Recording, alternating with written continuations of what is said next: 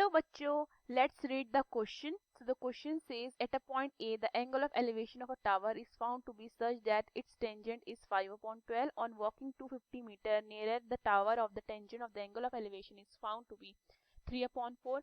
What is the height of the tower? So the key concept of this question is, देखिए अगर मेरे पास एक right angle triangle है, ठीक है, लेट्स से मैं उसे ए बी सी मान लेती हूँ, राइट एंगल एट बी है. Let's say this angle is theta, ये हाइपोटेन्यूज होगा, ये परपेंडिकुलर होगा, ये बेस होगा. सो मेरा टेन थीटा कितना हो जाता है? टेन थीटा मेरा हो जाता है परपेंडिकुलर अपॉन बेस. क्लियर है? सो क्वेश्चन में हमें क्या बोला गया है? At a point A the angle of elevation of a tower is found to be such that its tangent is 5 upon 12. तो सबसे पहले तो मैं क्या करती हूँ, मैं टावर को ए बी मान लेती हूँ. लेट ये मेरा ए बी क्या है? ए बी मेरा टावर हो जाता है. क्लियर है? और मैं इसकी हाइट को एच मान लेती हूँ. Okay, so at point A इसका एंगल ऑफ एलिवेशन कितना बन रहा है? इसका angle of elevation is that such that its tangent is 5 upon 12. Okay, तो लेट्स से मैं उसको थीटा मान लेती हूँ. ठीक है, आगे फर्दर क्या बोले? On walking 250 metre near the tower the tangent elevation is found to be 3/4. On walking 250 metre, that means अगर ये मेरा पॉइंट सी होता है, ये मेरा डी होता है. Okay, on walking 250 metre towards the tower, जब ये टावर के पास जा रहा है 250 मीटर, तो इसका एंगल ऑफ एलिवेशन कितना हो जाता है? 5 अपॉन 12, सॉरी 3 अपॉन 4. तो मैं उसको 5 मान लेती हूँ उस पर को. ठीक है, एंड लेट से मेरा बी डी हो जाता है x.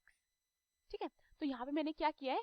Late A B is equal to h be the height of the tower, be the height of the tower.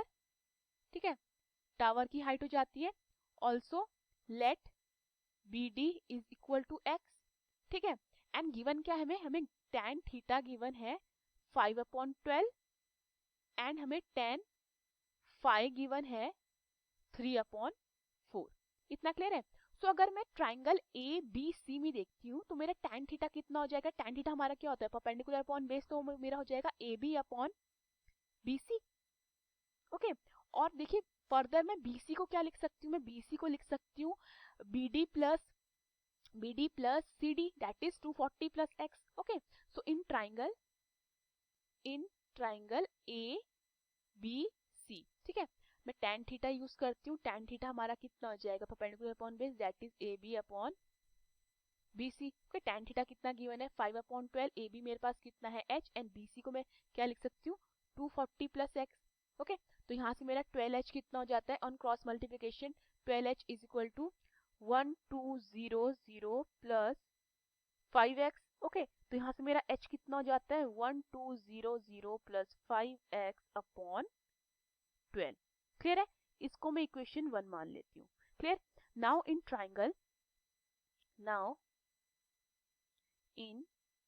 Triangle A B D, A B D देखते हैं. ठीक है, ए B D में मेरा tan phi कितना हो जाएगा?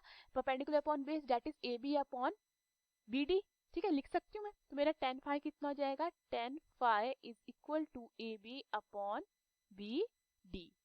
Clear है? tan फाई कितना गिवन है? tan फाई हमें गिवन है 3 upon 4 is equal to A B H है, बी डी कितना है? x. तो यहाँ से मेरा 4h is equal to 3x हो जाता है. दैट मीन्स मेरा h कितना हो जाता है? 3x upon 4.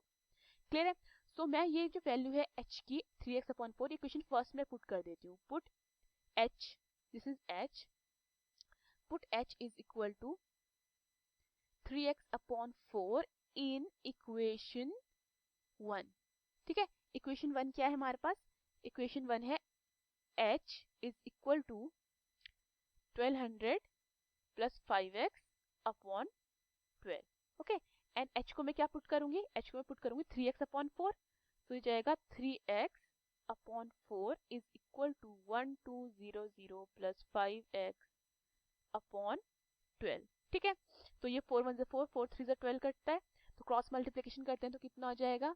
9x is equal to 1200 plus 5x. So यहाँ से 9x minus 5x is equal to कितना हो जाता है? 1200. सो 4x कितना हो जाता है? 1200. दैट मीन्स मेरा x कितना हो जाता है? 1200 अपॉन 4. काट 4 3 से 12 0 0, तो यानी कि मेरा x कितना आ रहा है, मेरा x हो जाता है 300। ठीक है, मेरा x हो गया 300।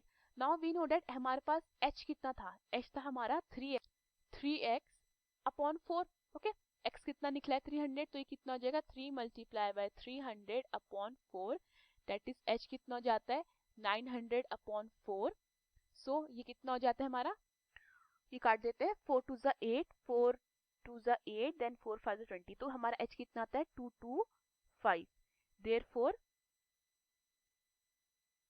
the height therefore the height of the tower the height of the tower is 225 unit, क्योंकि हमें यूनिट गिवन नहीं है। Okay, hope you understood the question, thank you.